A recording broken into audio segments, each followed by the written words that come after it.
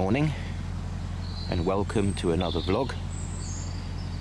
We're at the top of Heartbreak Hill, which is a whole series of locks dropping down from the canal's summit at Stoke-on-Trent, and today we plan to do at least half of them and then see how we feel about the other half.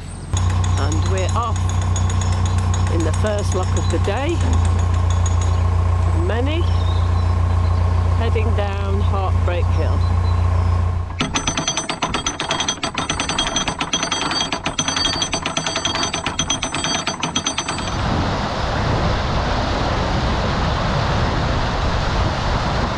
And second lock of the day, down goes Judith and Dreammaker.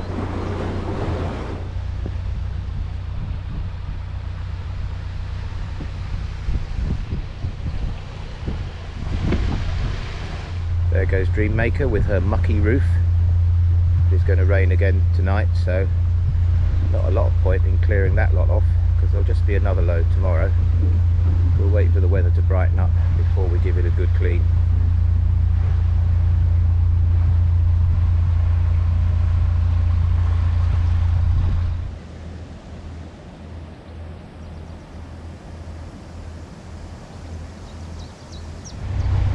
First of the church lock flight now. Forget, 6, maybe 7, can't remember. So what have we got? This is the first of 2 church locks. Then we have 1 hall lock. That's 3, yeah. Then we have 3 Lawton locks. So 6. 2 church, 1 hall, 3 Lawton.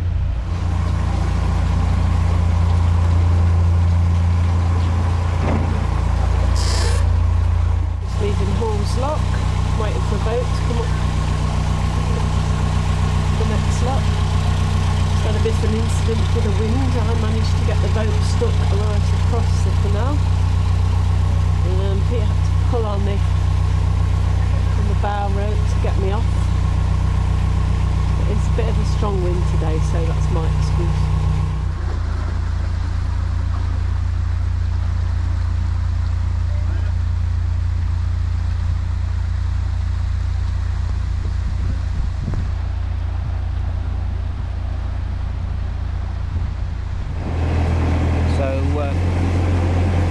Come down those locks, and we're just coming into the little village of Road Heath. It's only 11 o'clock, so I think we'll have coffee and do a few more whilst the weather stays fine. I remember this lock from years ago when we came this way. Particularly pretty, I thought, at the time, and it still is. Another brief respite before the Pier Point locks and the Hassel Green locks. It's pretty windy today, and poor old Judith's been blown all over the place trying to get in and out of these locks. Nothing that a lick of paint won't solve though. So I think we'll press on for a bit. Just waiting for these people to come up their lock, and then we'll cross in the pound, making good use of water.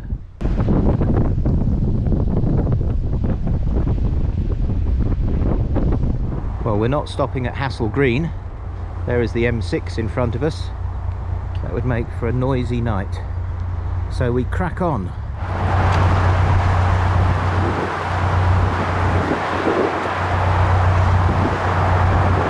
Hassel at Hassel Green. There's a convoy of boats coming up the lock and a queue of boats waiting to come down. But it's all sorting itself out. The first of the 8 wheelock locks. I've lost count. I think there's 4 more to go. I may be wrong.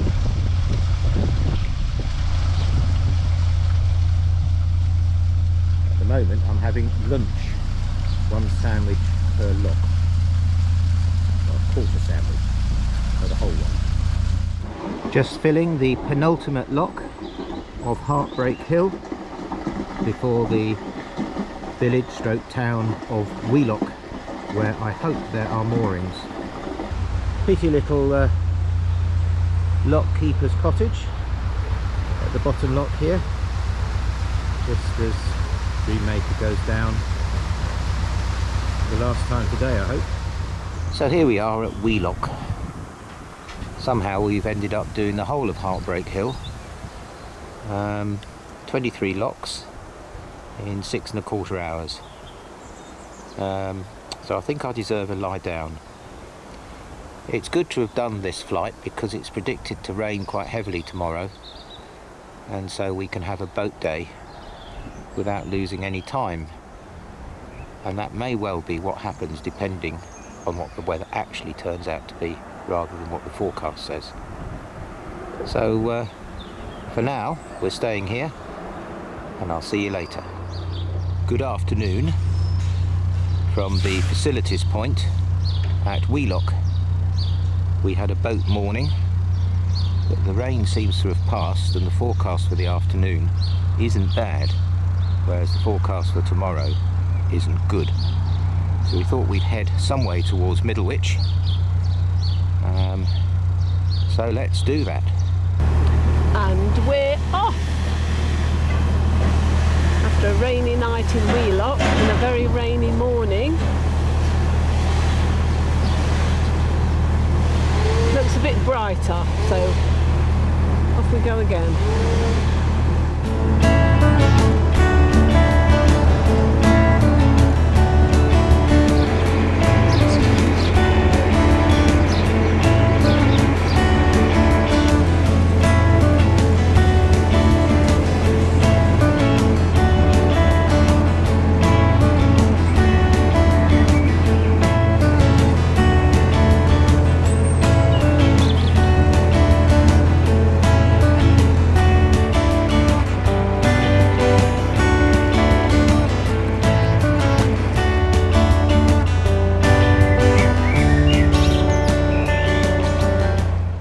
Well, on the face of it, it looks like we've committed ourselves to get to Middlewich.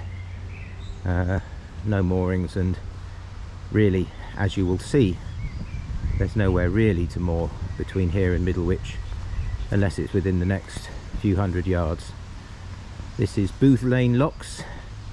I think I got 5 before Middlewich, but I'm a lock master now, so it shouldn't be a problem.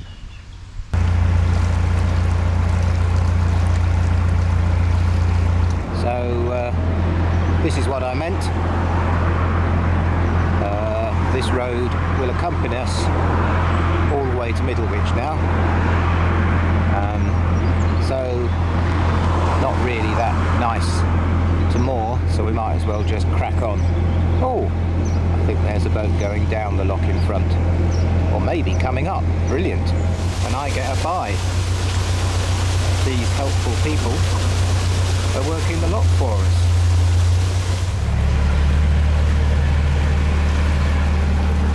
Into a mini tunnel. Here we have British salt. Now the fortunes of Middlewich were based on salt, which can be mined around here, and also there are salt marshes. So big salt factory here with, you can just see through that door, a pile of salt. The canal was also used to transport the salt. And some of that industry clearly still survives, although I don't think the canal's used to transport the salt anymore. Judith's seen the speed limit sign and has slowed down accordingly.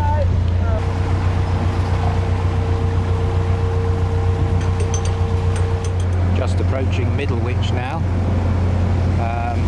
Middlewich is one of those canal hubs.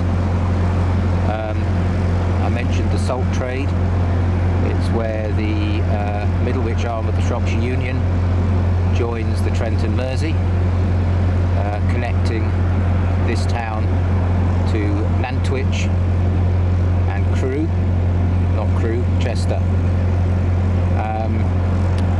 Now there's some moorings just before we come into Middlewich.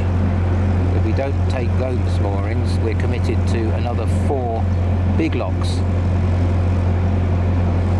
We shall see. Well, it's not ideal, but it's a mooring, and it looks like the rain's coming back, and I think this will do. Hopefully that road will get a lot less busy at bedtime, but we got earplugs, so I don't think it will be a problem. Good morning. Well, it's time to leave this peaceful mooring and head off down the locks through Middlewich. A complicated set of locks with some very sharp turns between them. I don't quite know why they built it that way, but it is going to rain, so our aim at the very least is to get those locks done before the rain comes down. Beyond that, we shall see. Let's get going. There's Judith finishing her breakfast in the first lock, literally a couple of 100 yards from where we were moored, so it's straight into the locks today. No little cruise first to sort of get acclimatised, and then there's a few more around the corner.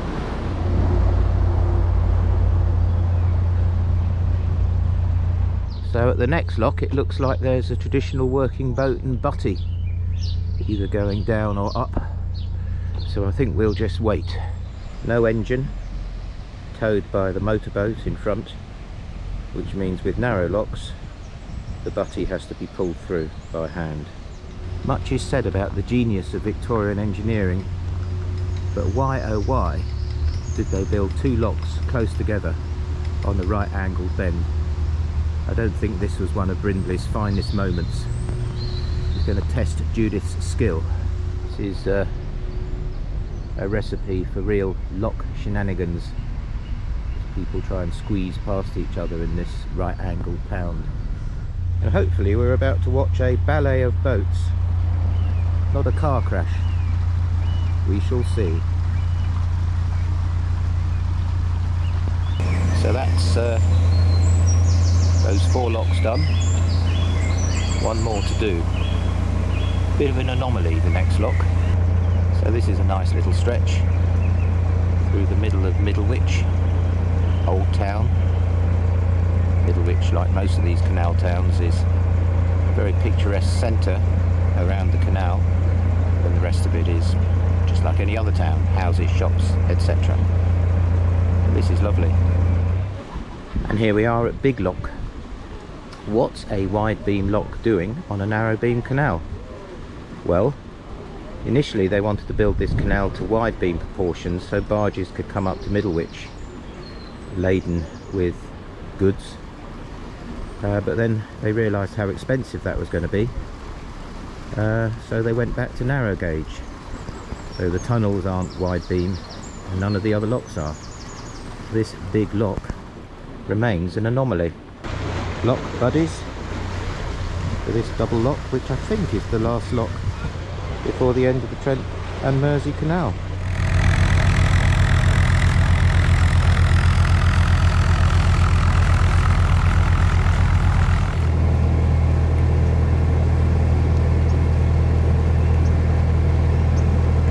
This is the Croxton Aqueduct taking us over the River Dane.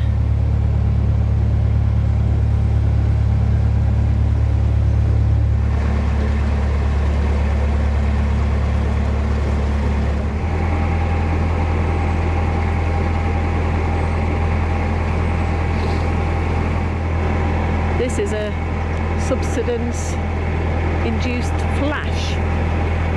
It's called, where it's just very shallow though. There's quite a few of these.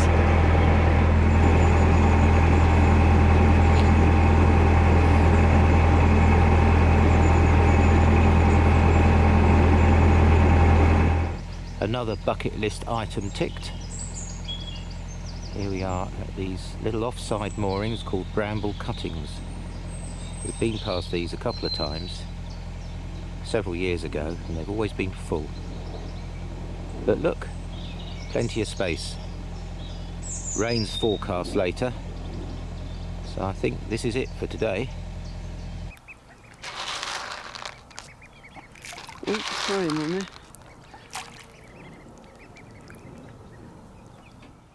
Well, it's been a surprisingly nice evening, and we're staying put at this personal little mooring, not accessible from the road, just us boaters. I hope you've enjoyed the trip down to the other side of Middlewich, and if you have, please like, comment and subscribe. And thank you to those new subscribers who have joined us. Welcome aboard. Glad to have you aboard. I'll say bye-bye now.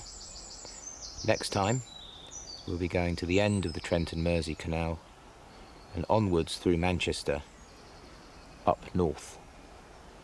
All being well, of course. Bye for now.